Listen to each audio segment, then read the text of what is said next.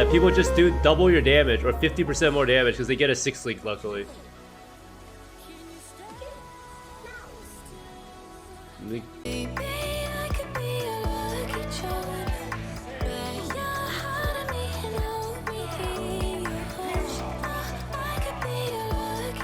Hey, what's up YouTube? I know it's been a while, almost a week and a half or so, but I'm back. Gonna be making more videos now that I'm finally done with all of these race events that GGG has been putting out. So in the Delirium Everywhere event, I know that it got a lot of bad publicity.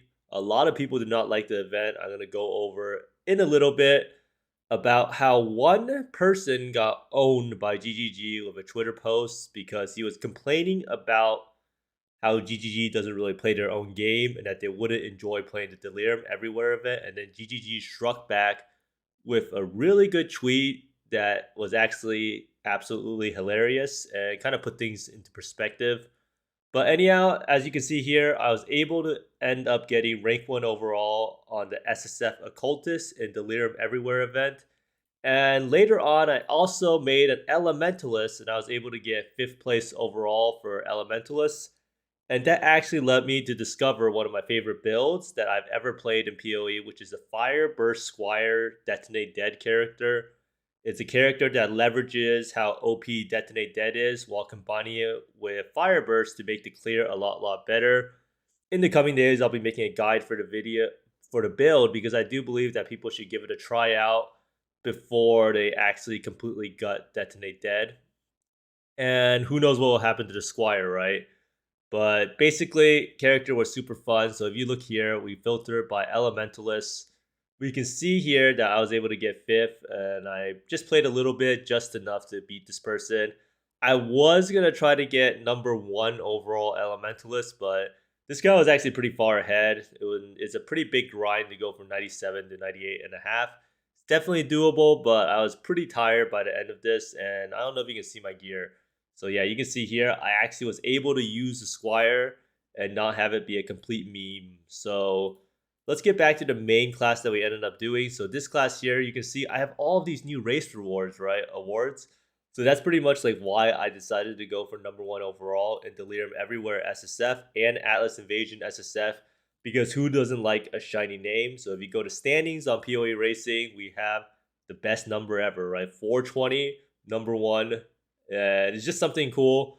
Didn't really even know that you get these points for winning the events, but I don't know how long this will last for, as I don't think there's that many race events, because if you look at 2021 and look at some of the other events that people did, so let's see what's here. So they're mostly just league events, so if you wanted to get these race rewards, you have to participate and try to push XP, which is just not something everyone does in one of these SSF or trade league events, and that's just pretty hard. Especially for me, since in the beginning of the league start, I pushed more for economy.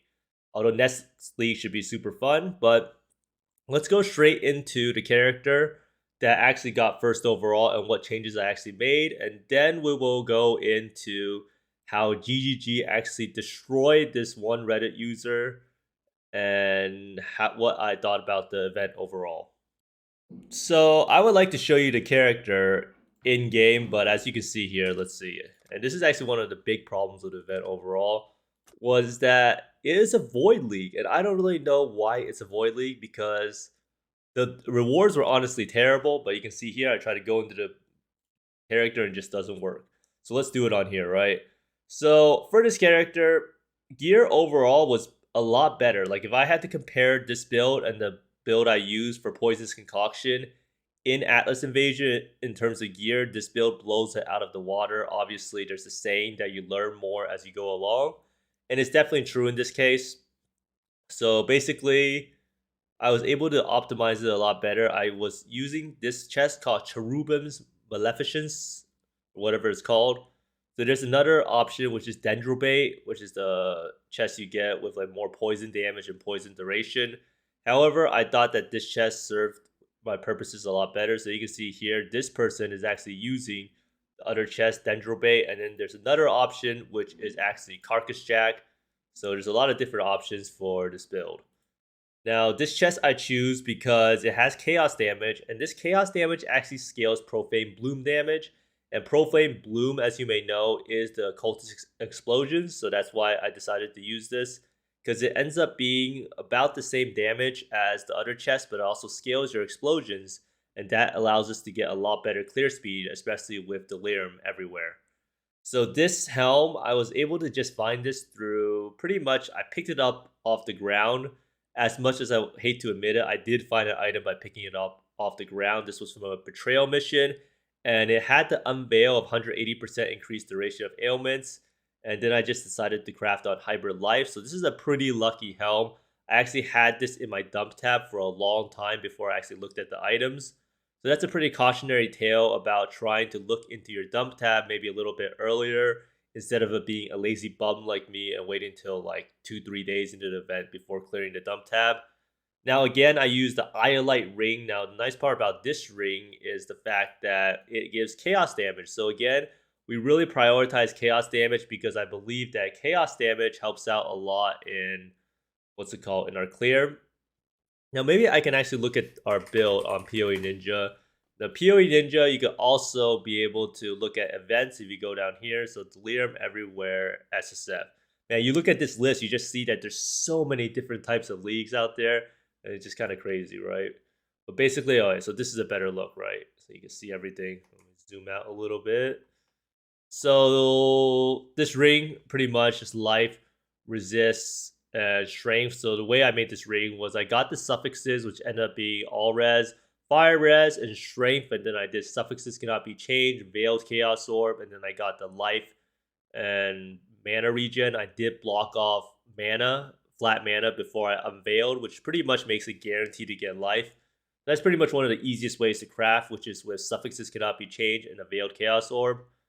And this ring over here is a hunter ring, and I chose to use an unset ring because I wanted to run Tempest Shield. However, I had no more gem sockets, so I ended up just using this. Now, this ring again is another Veiled Chaos Orb with suffixes cannot be changed. I pretty much had an open suffix, so I crafted on suffixes cannot be changed, and then I did a Veiled Chaos Orb, and it happened to get a Veiled suffix, which ended up being Fire and Chaos Res, so I just crafted on Life on top of it. Overall, this ring's not very good. I pretty much crafted this pretty fast because I really wanted to run Tempest Shield. Now, this amulet, I ran Sovereignty as the anointment because I got pretty lucky. I swapped over the oils and I got 10 silver oils on one of the harvest swaps. So I had a bunch of silver oils. So I decided to do this craft. So this craft over here, this gives you anointed. So it gives you more mana res over here, mana reservation. And it's pretty much just life and damage over time multiplier over some resist. I'm actually pretty happy with this amulet. I believe that it's about as good as you're going to get. Now, for people who's asking why not a hunter amulet, it turns out a +1 chaos hunter amulet is not really that much more damage than 20 dot multi, but you do get a level on Plague Bearer and Withering Step, which is a huge deal. So this shield right here is actually kind of bad. I was never able to craft one with spell suppression, but I was able to get spell suppression on my other pieces here. So I still had 100% spell suppression, and because I changed up the tree a little bit and got spell suppression down here in this wheel. So this shield is pretty much just life and resist. It had a bunch of resist. I would probably like to get a prefix with like percent evasion and percent energy shield. So the shield had a little bit more evasion and energy shield. But overall, it's good enough, I think, for this purposes. And it was really hard to replace the shield because it just had so much resist. So this thing here, Worm Sign, this is like pretty much everyone's wet dream when you're playing in a race event. And Rampage is pretty much something that is not really negotiable. The Rampage makes you pretty much have an insane amount of attack speed and movement speed, and it's just an absolute joy to play with, especially when there's high density, and it actually makes you play faster because you try to maintain your Rampage stacks. Now, usually you could weapon swap with Sinvicta's Metal, which is an axe that grants you Rampage. But in this case, Poisonous Concoction actually cannot attack if you have a weapon. So that's why we ended up using these gloves. And this is just an Elder Belt. I was trying to craft life and percent life on this. However, I was never able to get it. And this is just so much resist with 17% all res, 38% lightning res, and 44 strength that I was never able to really replace it. I think I went a little bit overboard on the strength as you only need around 156. To run level 20 determination, this is just too much strength overall. So this pair of boots is pretty much crafted again with a veiled chaos orb, I think. Yeah, so you have the resist, and then you have, I don't even know what I did. Oh, I think I did suffixes cannot be changed again, and then so I pretty much had like 12 exalts, so I pretty much just ended up spamming suffixes cannot be changed with veiled chaos orb in order to get a good pair of boots. And this is pretty good because it has movement speed cannot be chilled, and it also has a bunch of strength and dex, and dex is pretty much accuracy for this build, as we have this one mastery that gives dexterity's accuracy bonus grants +3 accuracy rating per dexterity. So overall, my flasks I ended up using, so these are 4.9k, 4.869. So these flasks are pretty much the reason why Poison's Concoction is such a strong build, because Poison's Concoction scales off of your flask, and it gives you chaos damage per life that's recovered on the flask. So you pretty much just want to have this number as high as possible. And then Flagellance, as everyone knows, is overpowered and will probably be nerfed next patch. So you gain charges when you're hit by an enemy. So you have this here, here, and also here. So I have suffixes. You have attack speed, and then increased evasion rating, and then increased movement speed. If you wanted more defenses, you'll probably get percent armor instead of increased movement speed. But overall, never was able to actually get a cluster jewel for this build, because it turns out that Delirium everywhere does not give you clusters everywhere, right? And it's actually extremely hard to get the clusters that you want still, even when I 5-1 every single jewel. So now let's go into what I thought about the event and how a random Redditor, well, not random, but someone got owned by GGG on Reddit. So this is from someone, I don't know if anyone knows this, but he actually made some pretty good YouTube videos. Is Larson on Twitch. So he challenged one lead dev to actually get their axe in the Delhi event and share it with us. Title pretty much says it all. I would like to see at least one of the lead devs just make it to Act 5 in the video while he is recording his face and voice together of gameplay, and see how much he or she would enjoy it. And then the main gripe that he had with this was that they said that they made sure that the campaign areas where you have to kill certain monsters aren't too crazy. Mostly. Now, he says it feels like they did not follow what was written in the announcement. I happily skip playing the event, but I do like to watch other people play. And having multiple zones with 85 to 100% delirium through the axe in areas where you have to kill bosses to progress just feels unfun. I think that people hold game studios way too low standards, and that they pretty much should be more upfront about it. So he's pretty much unhappy with GGG because they didn't advertise this event as how hard it was going to be for Lovely, and he felt like they kind of duped the general public.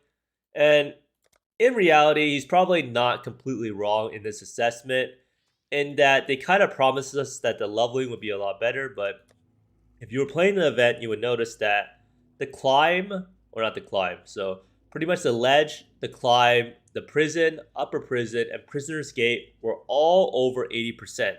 And Brutus, I think, was at like 88%, and lower prison was at like 98%, which makes those zones pretty much unfarmable. And if you're not playing a meta skill, you were going to suffer a lot. So the real solution was that you were supposed to farm like lower submerged passage or something, or one of these zones before ledge, and get to a pretty high level. You want to try to get to level 10 or so, level 8 at least. Before you fight Brutus, you want to have 2 wand crafts before you do it, and then you'll have a lot better time, right? But the problem with that, well, this guy looks pretty cool. That's a sick MTX. But the problem with that is that most people don't know the game that well, and if they don't do that, they're going to have an absolutely awful time. They will probably spend like many devs trying to kill Brutus, and they probably won't succeed, and they'll quit the game. Now, the other problem with Delirium is that it does cold damage, and you don't really have resist early on, so Delirium is super punishing early on. So that's why people weren't too happy about it. If you look at that Reddit, a lot of people were super mad.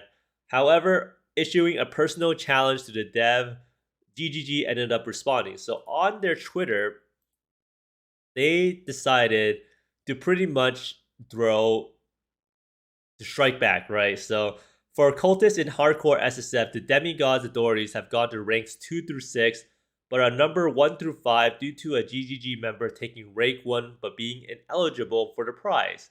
So you can read this however you may. Some people may see that, oh, they're just informing the public about how why things are numbered the way they are. But this is probably going to be a response to Reddit, right? Because they're not blind. They can see, their community manager can see what goes on Reddit. And they pretty much wanted to rub in the face of us who thinks that they don't actually play the game and that they were actually, and that we are actually wrong and that they do play the game and that their developer could get rank 1 overall in a really, really hard ascendancy, right? So they're pretty much telling us that they actually do play the game, they do know what's going on, and they actually tried out the event, and they actually got pretty far in the event. Now, whether that this statement, but the problem is a lot of people are hating on the guy, right? Because he's like, oh, he got showed up by GGG. But the fact of the matter is, if you read this post, the main thing that he said was he didn't think that they couldn't get through the event. He said that they wouldn't enjoy getting through the acts, right? So it's kind of a little bit of a discrepancy, but everyone just pretty much jumped on the bandwagon and said that, oh, you pretty much challenged the developer to get through the acts. And guess what? The developer owned you, and he actually got through the campaign, he got through maps, and he actually got #1 occultist in hardcore SSF. Now, that's not really the point of his post. The point of his post is that they wouldn't enjoy it, and it's hard to say. Like, do you think the developer really enjoyed playing through the acts and early on with 85 to 100% delirium? Maybe he did, maybe he didn't. We'll never know. Maybe he's a masochist, but yeah. But I don't think this guy is like completely wrong in his statement. I actually do not think Delirium is very enjoyable at that high of a level. And even if it is enjoyable for someone, I don't think it is accessible for beginners. I believe if you release the player numbers for the Delirium Everywhere event and see how many people quit before Brutus, you will see that the number is astronomically high. Now, do I think that GGG devs do not play their game and are bad at it? There's no way. Anyone who develops the game is probably going to play the game in some regards, and they probably have some idea of how it works. Now, the one thing about this dev is that he only plays softcore, hardcore SSF, and the main gripe I have with the game myself is the fact that trade is so bad, and I do think that not enough developers play Trade League, and it's kind of an indictment that he decides to play hardcore SSF because I do think that trade is the biggest issue of the game. It's probably not an issue that's talked about that much because most of us watch streamers and they all play pretty much hardcore SSF or something like that. And the people who do play Trade League don't really interact with trade as much as the regular people, right? Or they get handouts from streams or they don't need to worry about it as much. But basically, TLDR is GGG owned and their developers do play the game, and that reading comprehension probably works a little bit better before saying that this guy is completely wrong about a statement. But I do think that the Delhi event overall for me personally was kind of a bummer. It was kind of boring after a while, but I did play it. It was kind of fun in that it added this extra layer of strategy about what maps to run. Acid Caverns ended up being the best, but it kind of felt like that the map pool pretty much just got cut in half, and that half of the maps just weren't viable to run because who's going to run 100% Delhi? And the biggest problem with the event is risk and reward. Now, I don't know. I hope that this guy who got to 100, or not 100, but got #1 overall in hardcore SSF, ends up looking at the event and examining what is wrong with your risk reward factor. Like, how can you have someone be doing 100% Delhi zone and then they're not getting any rewards at all, right? It just doesn't make sense. I don't really know why it's like that, but that was actually the biggest problem with the event is that it felt awful to play because I was not incentivized to do higher Delhi. But yeah. But basically, overall, the character was super fun to play. Both characters, I will be giving you an update video about the Fireburst SQUIRE DD Elementalist if anyone wants to try it out. And in regards to the Poison's Concoction Occultist, I do think it's one of the strongest builds. For a League Start environment, if it does not get nerfed, I will make a more detailed guide for it when it comes closer to League launch because I do think that it would be my League Starter if I could choose a build, right? But I probably wouldn't play it just because I want to play a Berserker again if Lightning Strike doesn't get nerfed. But for everyone wondering for a really strong League Starter, if nothing really changes, and I don't think Poison's Concoction will get nerfed, I would look highly towards Poisonous Concoction, Occultist, or Pathfinder. But thanks for watching, everyone. I hope you find more Mirrors, Exalts, Mage Bloods, and Squires than me. Well, you probably won't find more Squires than me because I actually have 2 of them here, and I found one in a Void League. But thanks for watching, everyone, and see you next time. Bye.